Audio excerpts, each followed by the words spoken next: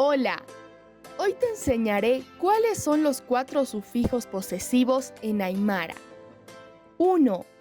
Mi se dice ja, tu se dice ma, su se dice pa, nuestra se dice sa. Veamos esto con un ejemplo. Para ello es importante recordar que primero escribiremos el objeto y luego el sufijo posesivo. Por ejemplo, uta significa casa. Si decimos utaja, la traducción en castellano sería mi casa. Si decimos utama, la traducción en castellano sería tu casa. Si decimos utapa, se traduce a su casa. Y si decimos utasa, la traducción sería nuestra casa. Veamos esto con un ejemplo más.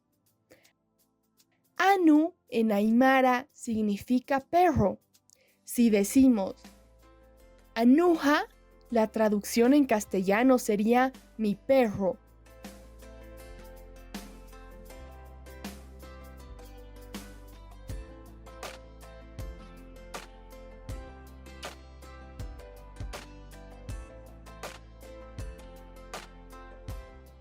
Y bien, esos son los sufijos en aymara. Recordémoslos una vez más.